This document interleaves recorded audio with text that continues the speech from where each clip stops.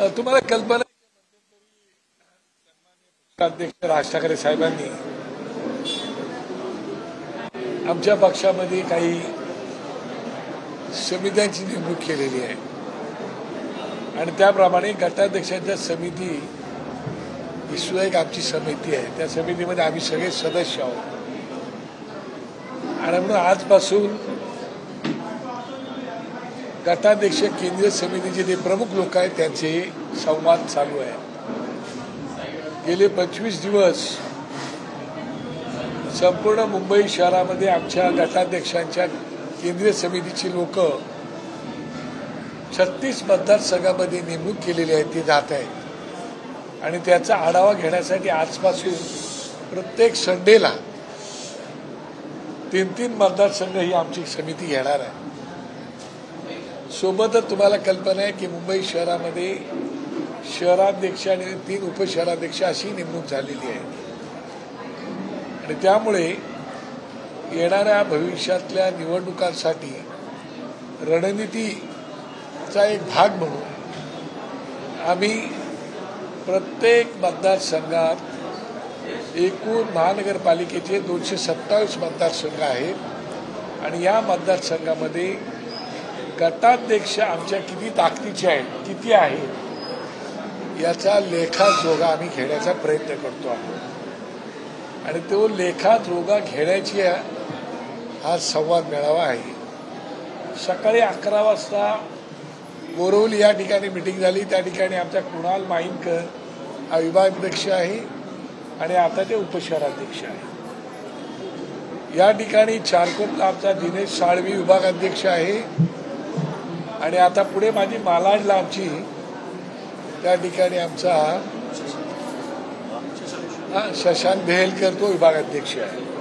आता तिकडे आमची 5 वाजता मिटिंग आहे आणि त्यामुळे संपूर्ण विभागात या मतदारसंघामध्ये 7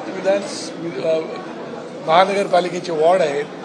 या वॉर्डच्या परिस्थितीची अवलोकन आम्ही करतो आहोत. त्याच्यात आम्हाला याद्या आलेल्या ह्या खऱ्या आहेत, खोट्या आहेत हेही आम्ही पाहतो आहोत. त्यामुळे भविष्याच्या आखणीसाठी हे संपूर्ण चालू आहे. मला असं वाटतं की आजपासून सुरू झालेला आमचा हा प्रत्येक संडेचा कार्यक्रम हा 20 जुलै या दिवशी संपणार आहे. म्हणजे एकूण 12 रविवार आम्ही सगळेजण फिरणार आहोत. बाकी आमच्या टीम दर दिवशी फिरत आहेत. त्याच्यावरती आमचं काम चालू आहे आणि त्याच्यानंतर आम्ही साहेबांना याचा पूर्ण आम्ही अहवाल सादर करणार.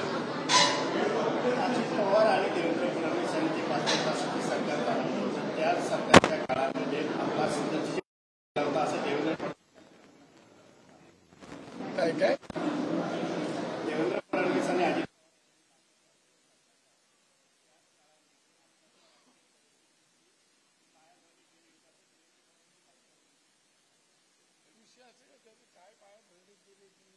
त्यांनाच माहिती आहे. मला असं वाटतं की आम्ही आमच्या पक्षाचा विचार करावा. आमच्या पक्षाला आपल्याला आणि त्याप्रमाणे चालू आहे.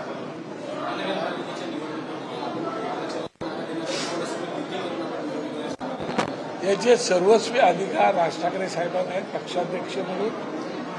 आमचं काम आहे दिलेलं काम चोखपणे करणं आणि त्याचा अहवाल साहेबांपर्यंत पोहोचवणं, कार्यकर्त्यांना विश्वासात घेणं आणि त्यांच्यावर जबाबदारी देणं आणि आम्ही जबाबदारी स्वीकारणं. दिलेल्या मुलाखतीमध्ये राज ठाकरे म्हणाले होते की महाराष्ट्राच्या हितासाठी आम्ही केंद्रीय बांधणी घेऊन करू शकतो. यानंतर उद्धव ठाकरेंनी सकारात्मक प्रतिसाद दिला होता. संजय राऊतांनी देखील म्हटले होते की परदेश दौऱ्यावरती आहेत. त्यानंतर राज ठाकरे देखील मुंबईकरांना याविषयी आम्ही चर्चा करू. सन्माननीय राज ठाकरे साहेब परदेश दौऱ्यावरून मुंबईत आलेले आहेत आणि उद्धव साहेब आलेत की नाही मला कल्पना नाही. आता त्या 2 बंधूंमध्ये काय चर्चा चालू आहे ते त्यांना माहिती आहे. चर्चा चालू आहे नाही आहे मला काही माहिती नाही. त्याच्यामुळे आता त्याच्यावरती भाष्य करणं हे काही उचित होणार नाही. कारण वरिष्ठ बोलत असताना कनिष्ठांनी बोलू नये एवढं संकेत मला माहिती आहे. त्यामुळे मी कनिष्ठ माणूस आहे. कनिष्ठ असल्यामुळे वरिष्ठ दोन भेटतील आणि बोलतील. संजय राऊत हे आता वरिष्ठांपर्यंत आलेले आहेत उद्धव साहेबांच्या वतीने. आमच्याकडे आम्ही अजून कनिष्ठ आहोत. संजय राऊत जसं उद्धव ठाकरेंची बाजू मांडतात तसं मनसे करून राज ठाकरेंची बाजू मांडणारा मला असं वाटतं की आमची बाजू मांडणारे पक्षप्रमुखच आहेत. ते त्यांची बाजू मांडतील.